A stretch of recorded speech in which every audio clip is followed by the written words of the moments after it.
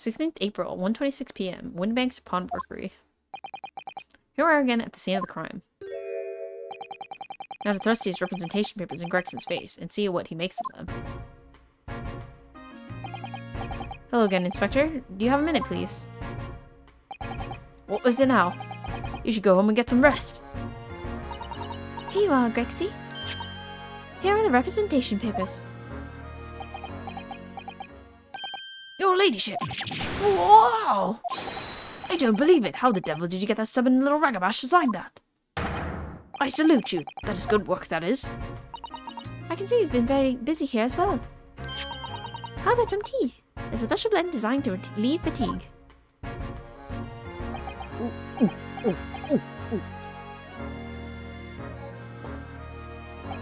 Ah, lovely. Well, let's see now.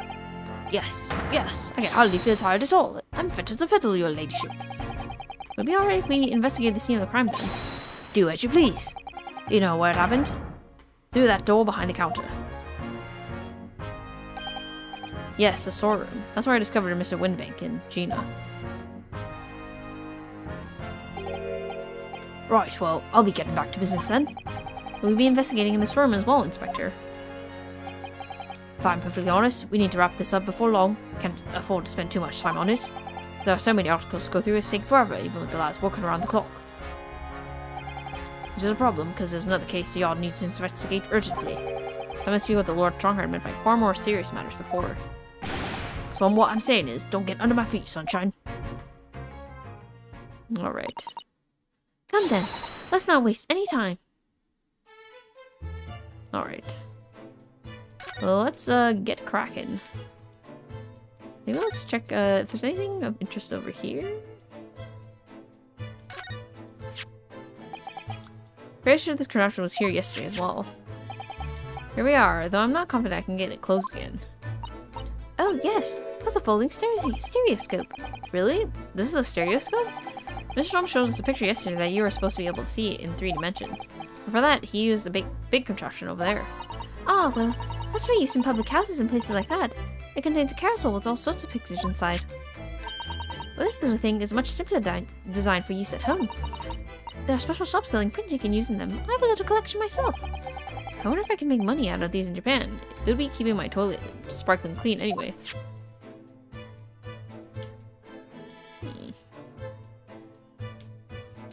So I guess most of this is all the same. Oh, this is evidence though. Ah, look here. Oh yes, a bullet hole, and I can see the bullet still lodged in the wall. Presumably Mr. Windbank wasn't practicing with this revolver in his spare time. Ah, well. Mr. Sholmes likes to practice in his drawing room wherever he can. He's patriotic like that. Sorry? That's all there in the adventures of Sherlock Holmes, you know? Isn't that right, Iris? Ah, did I write something like that? Partly in jest, perhaps. In jest? Well, he doesn't do it often. It's quite a dangerous pastime. He doesn't do it often. He shouldn't even do it once. Forget that for now, Runo. Let's examine this bullet. What's that around the bullet hole? Is it blood? A suspicious red stain on the calendar. Aha! I may well be able to help with that. What?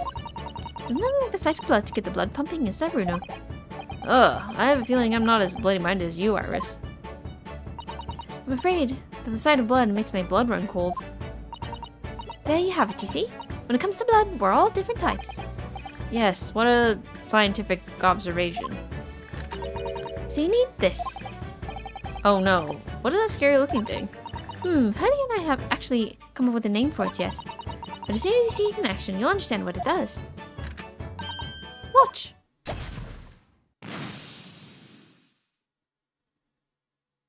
Whoa. Oh, the color of the bloodstain has changed. There, does it make sense now? Yes, I think I'm starting to understand. Good. It works on the principle that different people have different types of blood, you see. Yes, how wonderful. The chemical it fires combines with the blood and makes it change color. So you can identify whose blood it is that you're looking at. In a flash. Oh, what a fabulous invention, Iris. Isn't it? Isn't it? I bet Ginny would say it's bleeding great. So, whose blood are we looking at then? Well, all the chemical does is turn the blood a different color, so... Just find someone whose blood turns the same color and you'll know who it belongs to. In a flash. It's more like 2 flashes, really, isn't it? 1 flash or 2. This could well turn out to be a very valuable clue. So we must make note of it in the court record. Blood samples portfolio. A sample of blood analyzed with a special chemical indicator developed by Mr. Sholmes. Different people's blood turns different colors. Let's keep testing and adding results of any other blood analysis on to the portfolio. As long as I have regions left, sure. Okay, so one thing we haven't done yet is look at evidence, so let's take a look. So this is a photograph that Gina gave us. Oh. Look on the back of this print here. There's something written on it. 13th February, 9 p.m. Article deposited, 1 small box. Loan amount paid, 10 shillings. Redemption deadline, 13th April, 9 p.m. This photograph print is a redemption ticket? For an article that was deposited 2 days prior to the incident on the omnibus, it would seem. Yes, a small box. That doesn't tell us much about it, does it? Perhaps it contains some valuable mementos? I can't help wondering. Presumably, Mr. McGilden never redeemed the article in question, since he still had the ticket. So, isn't it possible that the box is still present somewhere in the shop? Ah, yes. If it's something Mr. McGilden deposited, we need to investigate. Pawnbroker's ticket. A box. A redemption ticket issued from the pawnbrokery owned by the victim, Mr. Windebank, in the form of some handwritten notes on the back of a photograph. Interesting. Date deposited, article deposited, redemption deadline. Okay.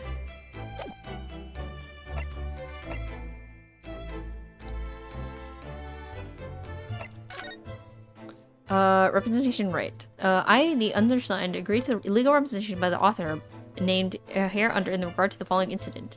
Gina Lestrade, murder of Baker Street and pawnbroker. Date of trial, attorney-in-law. Got it. Portfolio. Green. Ah, okay, so this will just be like a little catalog of all the things we tested, I guess. So I think what's interesting to note here is that it says April 16, right? And we went to the shop in the middle of the night. So it was like the AM, but technically it was April 16, right? Which is also today. So, one thing I remember that Windebank, the pawnbroker, said is that he changes it like 5 minutes or like on the hour of midnight. So whenever this happened, it was like right after, it was after midnight, most likely. So I think that'll probably be important later. This officer has been staring intently at the wall since before we came in here. Sure, keep it down. Oh, sorry. There's a major clue just here. Really? Then we must tell Grixie at once. But as soon as I report it, that'll be it. Be stuck here even longer. Stuck here? What do you mean? I haven't been home in 2 days already. I need another constable to relieve me and take over my shift. They really have a tough time, the British police. That doesn't stop us from investigating though, does it? No, I suppose not. I'm fairly sure it was the calendar he was peering at. This is a strange contraption that lets you see pictures of things as if they're right in front of your eyes. It makes you think. When Mr. Jones gleefully showed it to us yesterday, we were blissfully unaware that any of this was about to happen.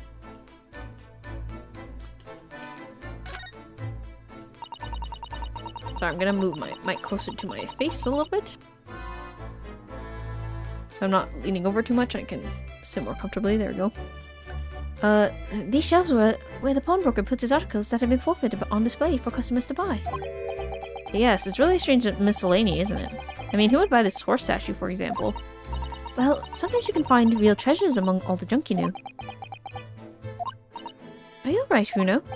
Oh, it's just, well, it just looks like a collection of useless junk as a whole, but when you pick out individual things, you can't help but wishing you owned them. Even that horse statue.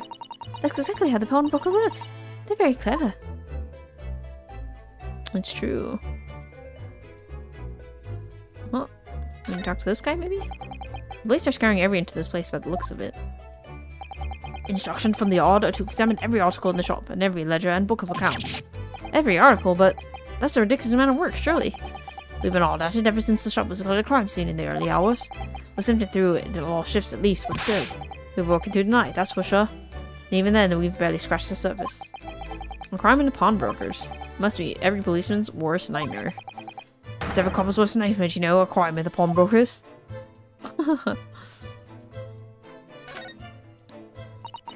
That's a music box. Do you have them where you come from, Runo? Yes, but I've never seen one as large as this in Japan. Oh, well, this will be a treat. Shall we have a listen?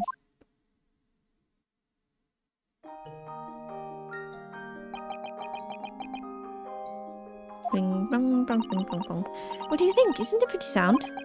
It's a beautiful sound, yes, but it's a little hard to enjoy when all the policemen are in the room giving you fierce looks. Never mind that. If any of them say anything, I'll tell Grexy to have a word. Iris Wilson, Superintendent of Scotland Yard. Alright. Anything else? Talk to this guy, I guess. Oh, we need to examine this on the ground. For sure. There's an article ledger here in Mr. Winnebake's notes. What's this? It looks like as though someone's left a little photograph printed behind. It's the same exact photo. Oh, look on the back. There's some writing. Is that? Oh, show us, Susie. Show us.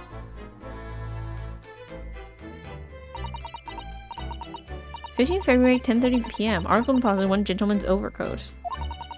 Loan amount paid, £1. Redemption deadline, 15th April at 10:30 p.m. Gentleman's overcoat pawned for £1. Clearly it was a very fine coat. In fact, I think... Yes, this must be the ticket for the overcoat that Ginny redeemed yesterday. And is still wearing. Which belonged to Mr. McGilded. I would never expected the redemption ticket to be handwritten on the back of this photograph, though. It seems Mr. Winterbank just used whatever piece of paper he had to have on hand. But the photograph of a cat, that looks very familiar, doesn't it? I'm sure I've seen this exact same picture somewhere else recently. Oh, yes, you're right. Very recently. It was the same as the one Ginny gave us earlier. Of course, I was forgetting that she gave us that print. What are you waiting for then, Mr. Naruto? Get it out. Alright, let the cogs turn. Yes, they are exactly the same.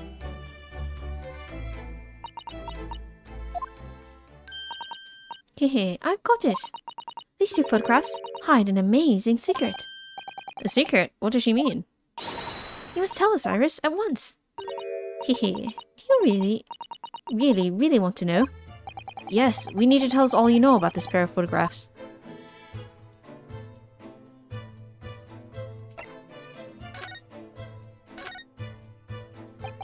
So Iris, about these 2 photographic prints.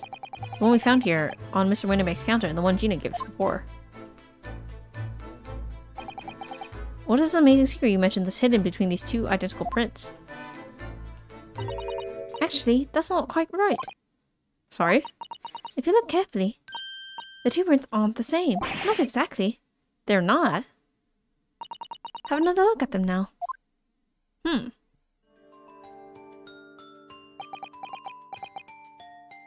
Let's see if we can find the difference. The cat is like slightly closer to the snowman?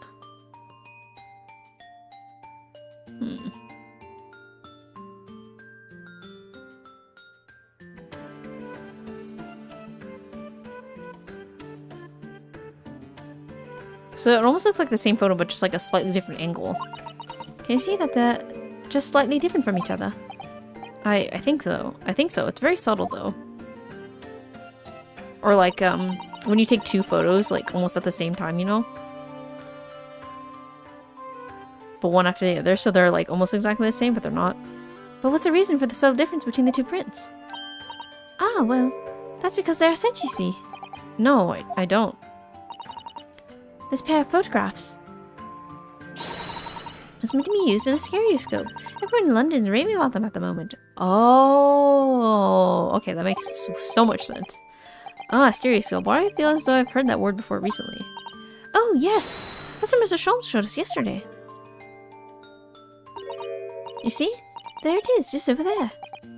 Oh, that was too subtle. Yes, of course. The magical machine that makes pictures almost real enough to touch. Let me take a sip.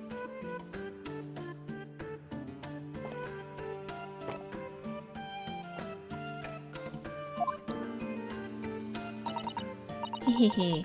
Well, actually, it's quite possible to see the same depth in pictures even without one of those contraptions. What? Really? Do you know how a pair of flat photographic prints can appear to have any depth in the first place? No, I have no idea. Oh, wonderful. Then I'll be able to tell you. She's over the moon, bless her. We shall let her explain, though. We really need to carry on investigating the scene. I, for one, simply have to know. How stereoscopic prints work. Have you ever considered, Bruno? How I see depth in the world around us. Well, I just open them and it works. Well, the reason it works is because we have two eyes. Yeah, so obviously she's gonna explain this, but it's actually a problem like when people have a bad vision in one of their eyes, or like lose function or get blind in one eye. One of the things that happens is that you have like you can't have proper depth perception if you're only looking through one eye. So like when you can even try it, like just close one eye and like try to reach for something around you, or just like close your eye for like 20 minutes and try to walk around and stuff, but you'll end up like bumping into things because you can't perceive depth as well with just one single eye. Two eyes, shocking. If you try closing just one eye at a time, I think you'll see straight away. What you see with your left eye, and what you see with your right eye, are ever so slightly different. You get a different view with each eye. Yes, the position of the object seems to shift slightly. Exactly, and in your head, your brain uses that to shift to make depth as it merges the two views into one. And that's how we each sense depth in everything we see. Huh, my brain is really amazing, isn't it? It does so much without telling me.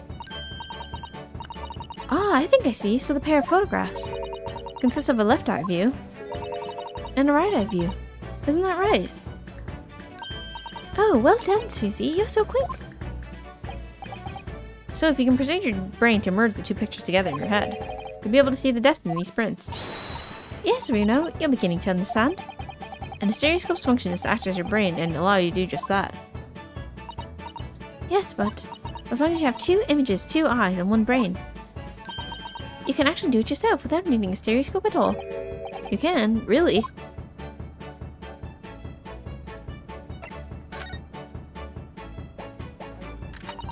Let's try it. Let's see if we can view this pair of prints without the help of a stereoscope. Oh yes, I'm dying to have a go. Susan-san really loves this kind of thing. You need to be able to cross your eyes. That's the main thing. Can you both do that? Cross my eyes? I think I can.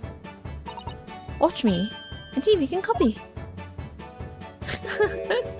Like this. Make your eyes do this. Her eyes are crossed. It's so funny. Alright, let me try. Are you ready, Mr. Nadahogo? Oh my gosh. There, how's that? Wonderful. Now it's your turn, Reno. The trick is to concentrate on looking at the bridge of your nose with both eyes at the same time. Not exactly an easy task when two people are staring at you cross-eyed. Alright, that's enough practice. Now let's try looking at the prints. Start by staring at one print and slowly crossing your eyes. You should see two overlapping images like this.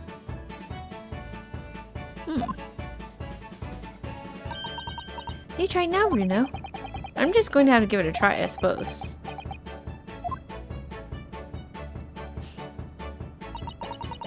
Reminds me of like there used to be a book at my elementary school library where like I don't know if anyone's ever seen this, but like it just looks like a bunch of squiggles, right?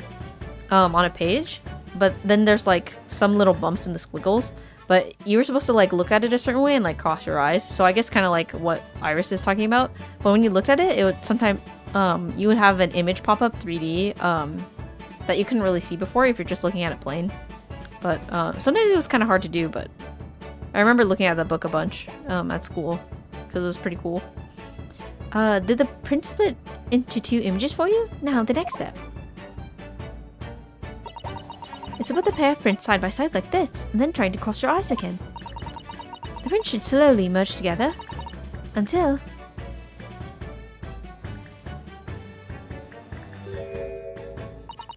they form into a new single image in the center. Oh yes! Mr. Donato, it works! I can see it in the middle now. It looks so real! Oh, I could do it all day. I wouldn't advise that. Your eyes might start to hurt.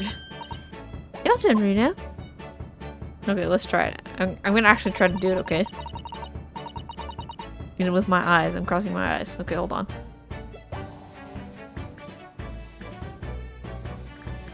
Oh my gosh, it's hard to do because I think the screen is too far from my face. Pretend you're looking through the two pictures and slowly cross your eyes. Because I know when you try to do this, you're supposed to have like the image like at a certain distance from your face. Keep adjusting the position of your eyes until the two images overlap exactly in the middle. Like this, is it? Let me try again. You can't see it, but I'm crossing my eyes. Yeah, I think the screen is too far away from my face.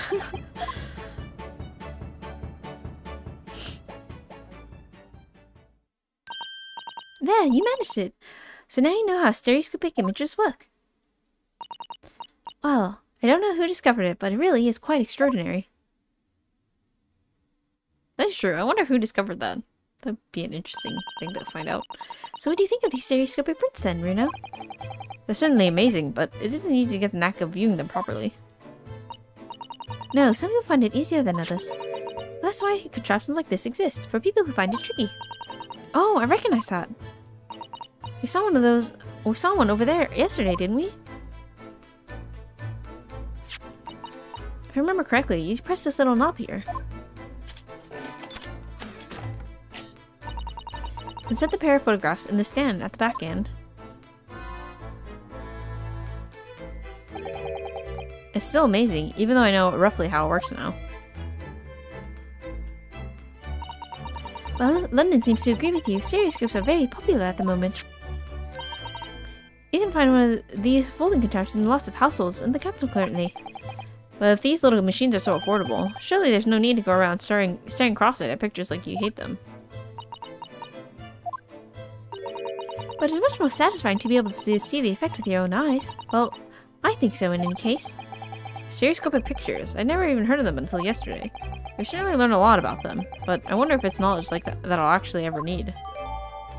White cat photograph 2. A photograph detecting a sweet white cat, even though I feel as though I have another print just like this one. Okay, let's definitely check that out in the court record. White cat photograph 2. We can look at the back. This one has blood on it, for sure. So let's look at the card first and then we'll examine the blood. This is a ticket Gina brought in here yesterday. Yes, having entrusted to her by Mr. McGilda 2 months earlier. Article deposited one gentleman's overcoat, and the other redemption ticket was in the pocket of that coat. Yes, for a small box, deposited 2 days before the omnibus incident. Could that have anything to do with all this?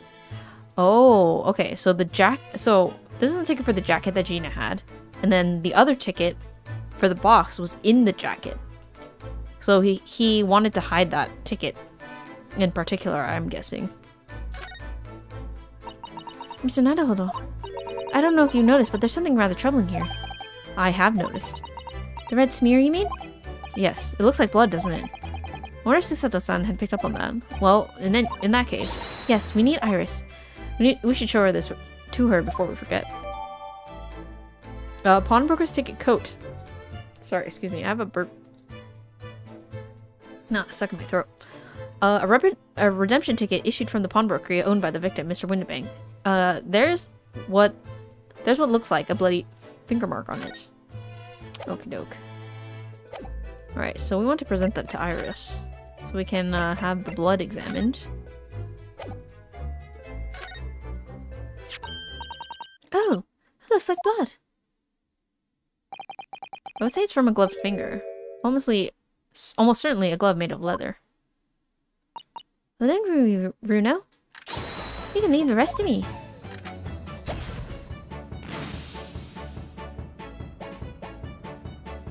Purple.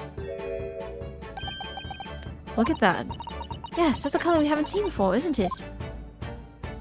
We simply must add it to the portfolio of blood samples. It could be an important clue. Although, well, it would be nice to find out whose blood these different colors correspond to at some point. Well, this particular stain of blood. Oh, you've had an idea, haven't you? Do you know whose blood this is? So who had been holding the ticket, right? With a glove on. Mr. McGilded? He had gloves on, right? And he said, he had blood on his glove? Yes, I have an idea whose blood it is. Not from a color turn, but with a little deduction. That's right. I think it's clear. Iris, you know as well? You first, Reno. Who do you think it belongs to? Alright, I believe that this is the blood of... Yeah, Mr. McGilded. Mr. McGilded? Yes, after all, this redemption ticket belonged to him. Oh, you don't think... You mean that during the incident on the omnibus? Yes, I expect so. It's a very clear print and no small amount of blood. So must have first resulted from a fairly serious incident, such as he might have sustained on the omnibus. Wait, but if I remember rightly, no sign of injury was found on Mr. McGilded at all. Oh. Oh. So, okay. So, it was Mr. McGilded who made the blood, so the blood must have belonged to the victim, which was thrice-fired Mason.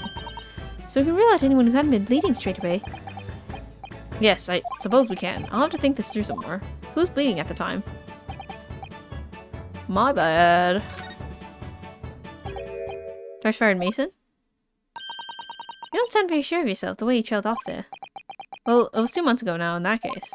Of course, I never met the victim, so I'm trying to remember his name. He was definitely thrice-fired, though. The victim of the omnibus case?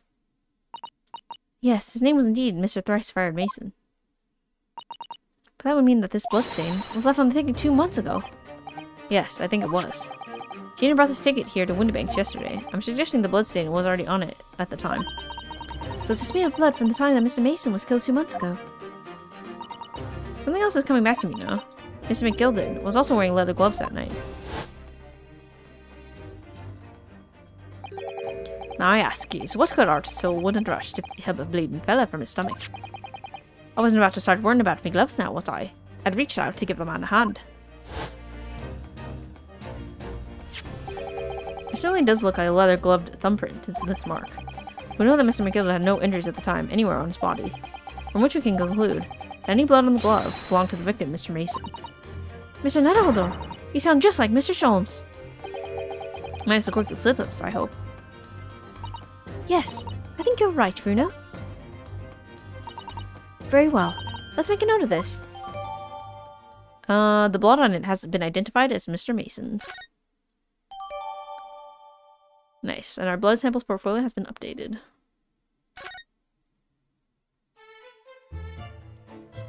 Alright, so let's, not any more talking points, right? Can I examine this particular thing on the floor? Doesn't look like it.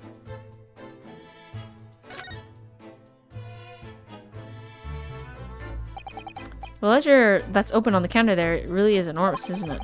Must be an awful lot of work to keep track of all these hundreds of items in the pond. It's too much to think about. Better sell it all and have a clear head, if you ask me. The lady Mr. Windbank was very careful when it came to articles in his care.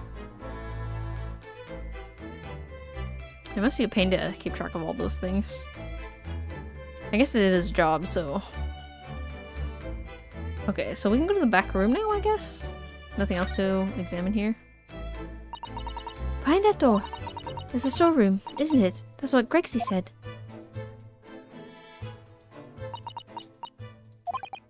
Yes, and that's where I saw the dreadful scene last night. There's a little window in the door.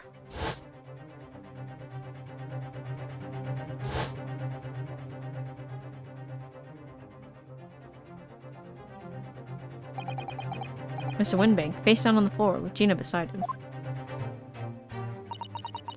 As the accused legal representative, you have the right to examine the scene, Mr. Aguilo. We must make a thorough investigation. Yes, of course, and we will. Behind that door, that's the real scene of the crime. Don't worry. If there are clues in there, I'll find them. Right. So I guess we have to move to there? New location has been added.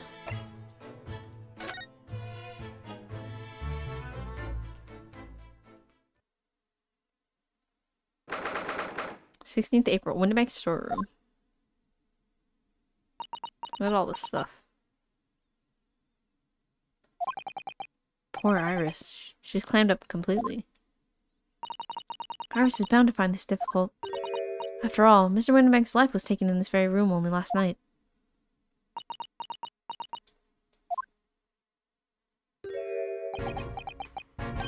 Oh! Wait, Inspector! What is it now, Sunshine? You took one look at me and tried to run away. You think a Scotland Yard inspector would run away from some jumped-up little defence lawyer, do you?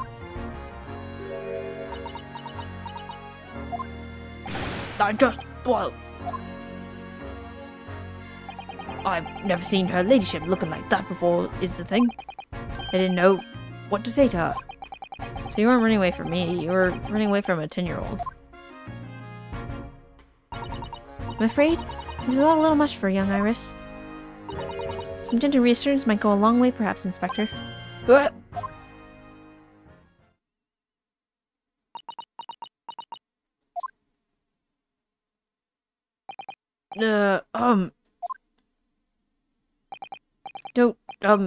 Don't trouble yourself unduly, your ladyship. I mean, at least you're not dead, are you?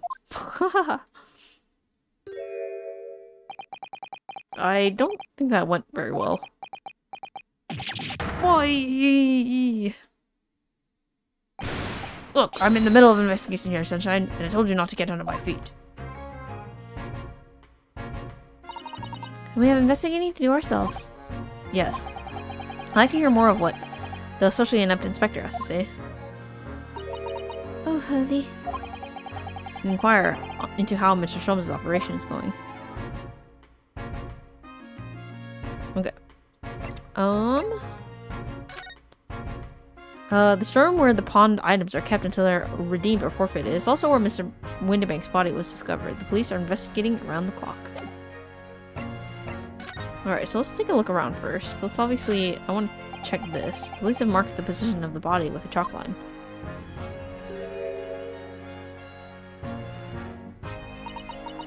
Oh, Mr. Windybank. He was a nice old man. Well, he was shot just once through the heart. Most likely, the fellow died instantly. He wouldn't have felt a thing.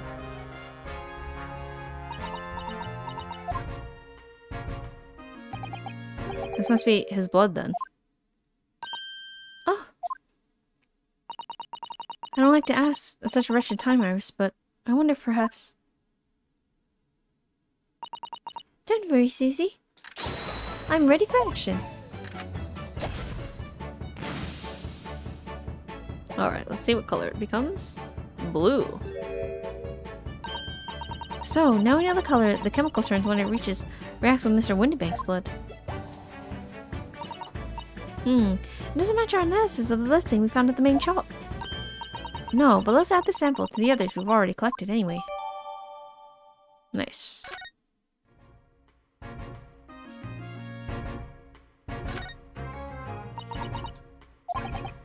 Iris? Don't worry, I'm alright. But we must find the true culprit. Yes, absolutely. This is a revolver, a real one. And quite possibly the murder weapon used to take Mr. Windybank's life. What's the matter, Susie? You and Rita look like you're about to faint. Well, it's just that I've rarely seen a gun in the flesh. And I've had issues with guns in the past. But anyway, we saw Mr. Windybanks with this yesterday, didn't we? I shall have to take my own life. It must be the same gun. And last night, when I looked through the spy hole in the door to the storeroom here, that was the same gun I saw in Gina's hand. Mr. Windybank told us that he only ever had a single bullet loaded in his revolver, didn't he? Well, it's empty now. The one and only bullet he had in his gun had been fired. So we can be fairly certain that only a single shot was fired from this revolver. Okay. Look at all these articles that have been deposited. The room is stuffed full of them. I can't believe how many there are. Bicycle, a gramophone, musical instruments, even some enormous paintings, look. Pieces of different people's lives, quietly gathering dust in here together. Something very peaceful about the atmosphere in here. Or at least there would be, if not for the chalk outline on the floor and the policeman shuffling around. Not much I can do about that, Sunshine. Every time he eats that, I want to eat it. Are those like fries? Or like, potato wedges? That's what they look like. Out of all the articles in the storeroom, this is the only thing that shows any sign of being ransacked. Ah! What is it, Iris? That's the box file that my manuscript was being kept in. Oh! Iris' unpublished story, The Hound of the Baskervilles. Surely, that's not what all this... Sorry, Iris, but if you ask me, he sold it. Without telling you. We must check inside the box at once. Yes.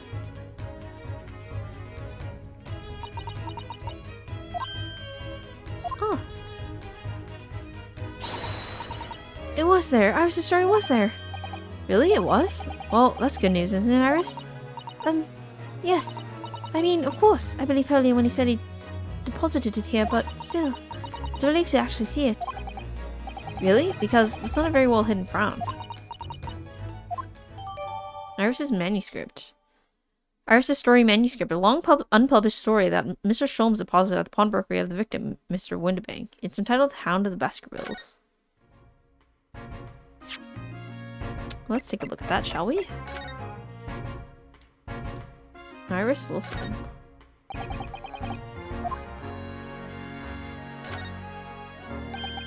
Hound of the Baskervilles. How does Susan's son know the exact title of this unpublished story? As well, I'll just have to wait until she's ready to explain it to me. I'm so sorry. Okay. So she's not ready to talk about that yet, I guess. Well, nothing, anything suspicious around here, I guess. Guess we'll have to inspect that later when Susato's ready to talk about it. Anything else to inspect? Doesn't look like it, really. Just a lot of stuff. Okay. Scene of the crime. So, Inspector, what do you make of the crime scene here? Sure, you got eyes, haven't you? Use them. It's what it looks like, nothing more, nothing less. Iris, could you lend me a hand? So, Grixie, what do you make of the crime scene here? Oh, yes, your ladyship. Do allow me to humbly explain. Last night, at shortly after an hour of 1 o'clock in the morning. Yeah, after 1 o'clock, okay. Scotland Yard police attended the scene. The one and only door to the storeroom was found locked from the inside. So it's locked from the inside. The lock appears to be broken now, though. Was that the police officer's doing? Quite right, ma'am, quite right. We took the liberty of smashing the door in, as humbly as possible. Oh. As you can see, the victim was covered in prostrate on the floor, thus wise. And next to the aforementioned body, we've discovered the vile gutter child. Are you talking about Ginny? She's my friend, you know, Inspector. Mr. Strahd, the hapless girl, was called upon the floor, dead to the world. She's still alive, you know. Yes, and when I saw her, she appeared to be unconscious. I'm afraid to say, she had the gun that was used in her hand. No. Presumably, it's the gun that's still down there on the floor now. In her pocket, we found the key to the door as well. What? The key to the storeroom? And you say the storeroom had been locked from the inside, Inspector? Correct. All of which leaves her ladyship's friend in something of a sticky situation, I'm afraid. Obviously, my personal opinion is that this is all some sort of misunderstanding. Of course it is, Inspector. Of course it is. Okay.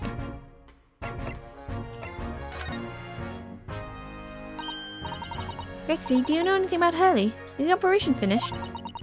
Is Hurley alright? Is he? The thing is, Don't mince your words, Inspector, please. You don't mean to say that Mr. Sholmes is... No, the operation's done and dusted. It's just that, well... Out with it. Yes, ma'am. They use something called the general anesthetic. It's the latest thing. It renders the whole body insensitive. The whole body anesthetized? Is that even possible? It means the operation can be completed while the patient is fast asleep. Goodness, in the Empire of Japan, we just managed to provide laughing gas for a tooth extraction. The trouble is, the latest thing isn't always the greatest thing, if you follow my meaning. They couldn't get the medication to work at first, so it took hours for him to nod off, or so I hear. And now that the op's finished, they can't get him to wake up, apparently. Oh my! No one knows if his anesthetic's still in his system or if the bloke's just plain exhausted. But anyway, all they can do is stand back and watch until he comes around again. Hurley. The moment he opens his eyes, your ladyship, I swear I shall get word to you. What a surprise. Even in matters of life and death, Sholmes has to do things his way. Okay. Is there anything else we really want to talk about, I guess? There's nothing really else to examine, I think, right? Maybe we can just leave.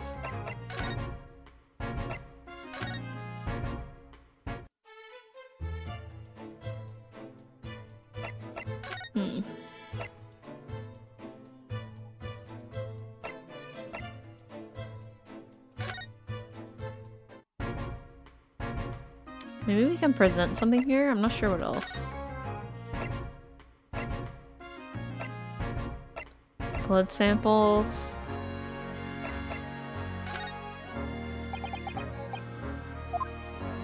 Okay, he doesn't have anything to say about that, I guess.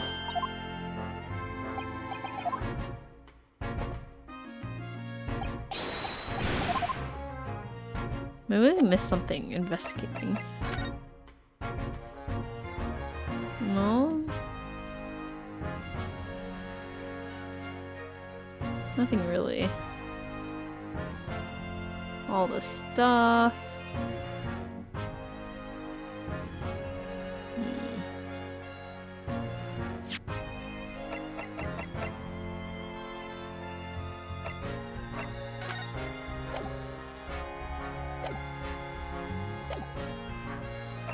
I wonder if we can present the manuscript to him. Is that what I think it is? Your ladyship's latest? Yes, my latest story. It's called Hound with the Baskervilles.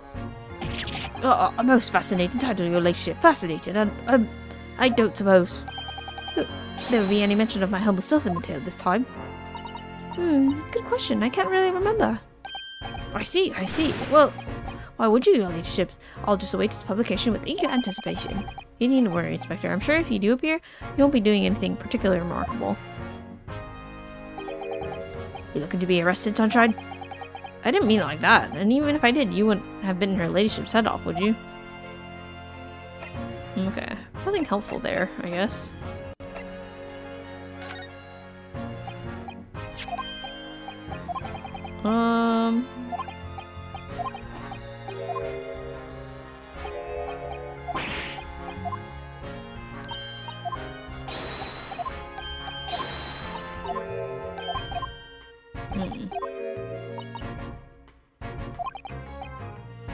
Okay.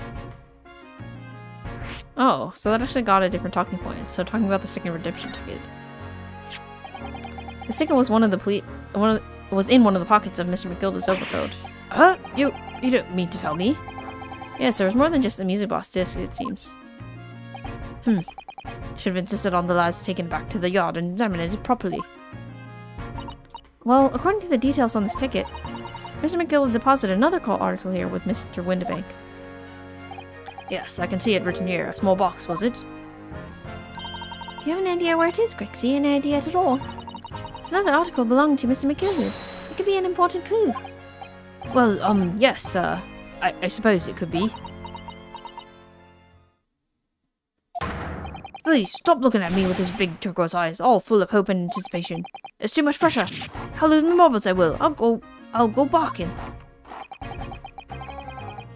Isn't it time for a dog impression, Inspector? That must be fish and chips. It must be fish and chips, right? That's enough sauce from you, Sunshine. There's one thing that springs to mind. According to this ticket, the redemption deadline's already passed, hasn't it? Oh yes, of course. Articles are only held for 2 months. So the small box will no longer be in here then? That's right. It's been forfeited. Which means it could be on the shelves in the front shop, where the forfeited items are offered for sale. Yes, the shelves in the front. We must search them at once. You're wasting your time. Oh. There are dozens of little boxes out there. Hundreds even. Can't possibly know which one have been Mr. McGilded's. That information's not written in the ledger. Ugh. Well, I think we should at least have a look, just in case. Of course, your ladyship, of course. Very sensible of you, I'm sure. This is getting old.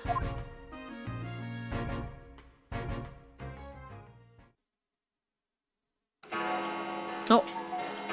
Ding dong. Ah! I nearly jumped out of my skin there. How come Mr. Windermere set such a wicked trap? I doubt he set it out to scare anyone. Is that really the time? I think perhaps we should pay Gina another visit soon. Oh? Her trial is tomorrow. We must establish whether or not you will be defending her. I think we should ask her one more time. She may have changed her mind. Did you remember Runa? You told her she could rip up the representation papers if she didn't want you to be her lawyer. Really? Did I say that? Yes, you did. The deadline for submitting the paperwork is fast approaching. In that case, we had better hurry back to the prison and talk to Gina again. Okay, so we don't know what box it is, right? So this talking to Gina is more important at this point. Because there's hundreds and hundreds of boxes we'd have to go through. Guess that's kind of the point, isn't it? Oh, I guess we can look, though. Yes, this is where all the items that have been forfeited by their original owners are offered for sale. That's right. They've all got the little price labels on them, but there are so many. I wonder if the small box this ticket was for is still on the shelf somewhere. The box that McGilded deposited here just over 2 months ago. Even if it were, finding it promises to be very troublesome indeed. There's so many boxes, it could be any one of them. Mr. Johnson said that a pawnbroker's was the safest place to store anything, more secure than a bank vault. So perhaps the small box of Mr. McGilded contained something of very great value. If that's the case, he probably kept it locked. So then we need to find every box with a lock and break them all open. Hiya! That sort of misconduct would get you arrested. I won't let that happen. Ah, this takes me back. It's been some time since Susato-san last threw me. Ha ha ha. Okay. Anyway. Let us move on.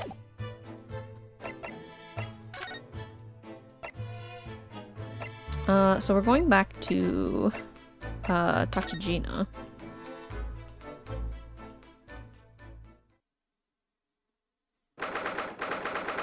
April, 5:41 p.m. Local prison cell 13. Ah, Gina, good. You're back. Oh.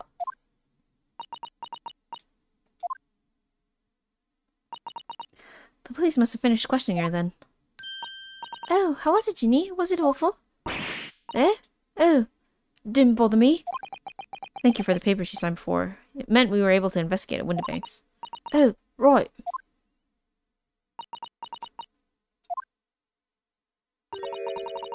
Did you want to know how we got on? We've been ever so busy. What's the point in asking? Won't change what everyone's saying, that I did it. That's not... Gina, we came to ask you for your final decision. Yeah? What decision? About tomorrow's trial. Will you let me defend you or not? I must submit the paperwork now if you'd like Mr. Naruhodo to represent you. Right, I see. She's really lost her fight all of a sudden. But I know what that feels like. The worry is just so hard to bear.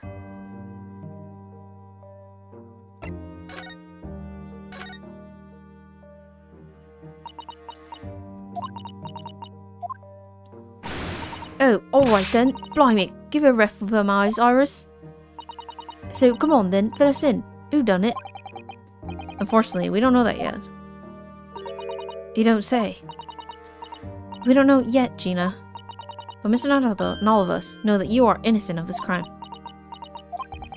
While we haven't yet managed to work out who the real culprit is, there are a number of interesting facts that we have managed to establish. Oh yeah? Like what? Well, for example, the reason for you being there in the first place. I think I know why you broke into Windibanks that night. Looks like I'm going to have to take out some evidence that clearly reveals the reason. And thrust it in Gina's face. Or, I could present it to her calmly, I suppose. So it's probably the ticket, right? For the box. Here, Gina, look at this. No time. I wasn't saying you could have it. Oh, won't ya? Well, when someone says I can't have stuff, it makes me want it, see? So better hand it over now. No, I'm not giving it to you. Okay, so that's the wrong thing, I guess. Maybe I should finish talking to her first. Oops, wrong thing. Blub, blub, blub, blub, blub.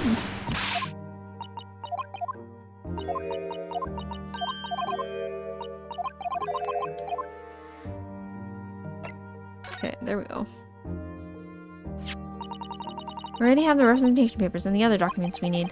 All we have to do is hand them to the court clerk. That is, if you'll allow me to represent you in court tomorrow. Nah, don't bother. Ginny, rip 'em up and chuck 'em, would ya? Them representation papers, or whatever they're called. They still ain't fancy enough to have a bin. So, what will you do in court tomorrow? I'll be fine on my own. I don't think you will be. Look, it don't matter. What's gonna happen is gonna happen. This is one stubborn pickpocket. Okay. Maybe we can present this one? Do you see this pawnbroker's ticket, Gina? It's the one you took to Windibanks, isn't it? The one for that black overcoat you're wearing now. Eh? What? That? I don't know. They all look the same to me, those tickets. Surely not. Well, this one has a very obvious mark on it. That would appear to be blood. Eh? Does that ring any bells? I don't know. It looks all the same to me, blood. They all sound the same to me. These answers. Suspicious. What's in here, by the way? Twice-fired mason. I guess we can present that.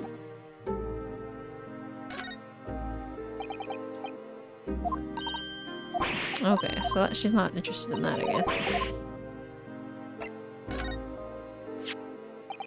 Gina, I'd like to thank you for signing these papers. If you want to thank me, you're gonna do it. You can do it once you've got me out off the hook. Alright then. Wait, what? Shouldn't she be thanking me then? You know what, Mr. Naruto? It ain't good manners to expect thanks if you do someone a favor. I know that. She's as tricky with words as she is with her fingers. Okay. She's probably not interested in this. Oh, we found this in Mr. Winbake's storeroom. A manuscript of Iris' latest story. Oh, right. Well, that's good then. Curiously, the storeroom at Windibank showed no sign of being ransacked for the items of value or the like, with one exception. The box file that housed this manuscript. It was you, wasn't it, Gina? One who broke open the box containing this manuscript last night. Eh? You were determined to find out whether or not the Hound of the Baskervilles was really there. That's the real reason you broke into the storeroom last night, isn't it? Ah! Why don't you tell us what happened? Please.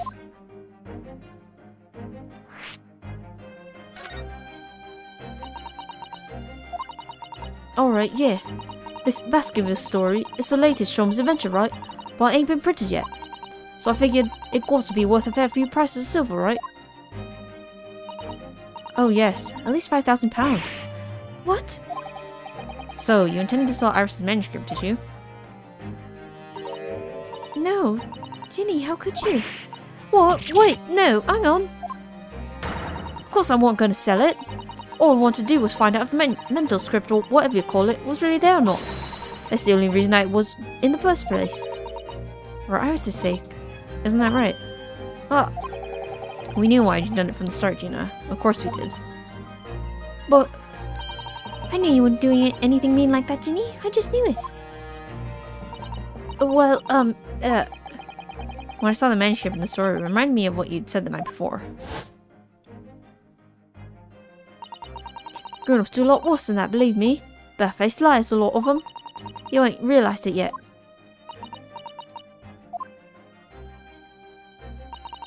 I'm telling you, that mantle script ain't at Winterbank's. You'd soon see it if you had a look. If I'm honest, I've wondered if Hurley's telling me the truth sometimes.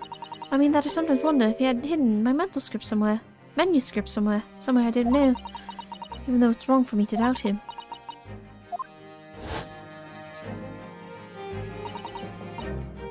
Oh, Ginny, that was so sweet of you.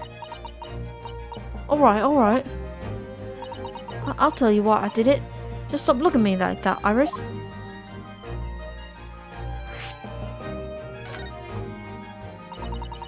And because of Iris, that's not why I did it. I just want to know the truth, that's all.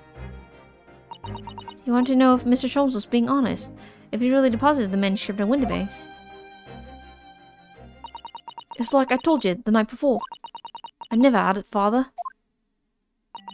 But Iris' lot ain't like mine. She's got a dad, only she can't see him. And I reckon that's got to be harder.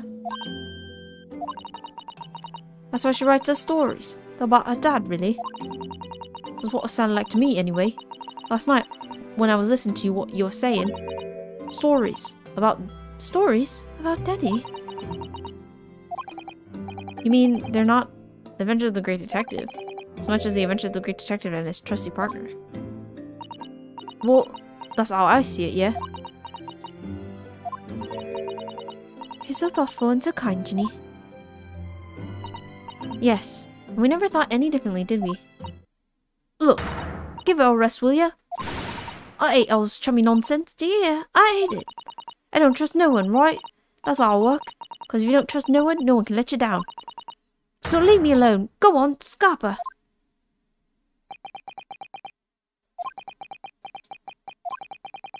I hadn't noticed until now, but it's unmistakable. Right there on both sleeves of the overcoat. There's some very suspicious red stains. What? Why are you looking at me like that? I think it might be worth presenting some of our other findings in that area to Gina now.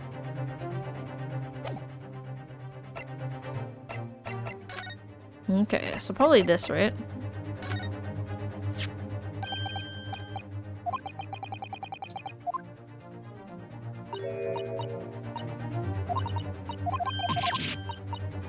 Okay. Suspicious. But now we know that there's blood on her jacket, right? And we can't talk to her about it, really. Oh. Can we examine, maybe? No, we can't examine.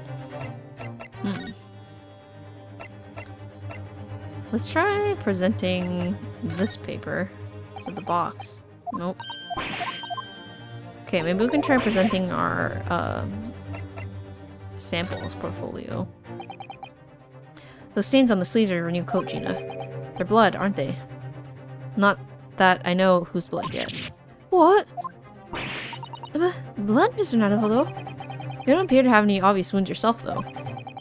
So it could be blood that spattered from Mr. Winterbanks when he was shot last night. That's not beat around the bush here. This trusty friend of mine will get the results much faster than anything else. Take it easy, Iris. Don't move, Ginny. I'm going to shoot. Haha. I bet it's gonna be purple. Whoa, holy moly. Oh. Oh my. What the? Forget the sleeves. The whole coat is covered in blood. Of course. The black color of the fabric was masking the stains. That's why we haven't seen them until now. The blood has reacted with the chemical to turn a purple color. It matches one of the samples we've already collected perfectly. Yes, now let's see. Who had the pepper blood? Aha, yes, it was the brickmason, Miss Mason, the victim of the murder case 2 months ago. I knew it. What are you all on about? The victim? What do you mean?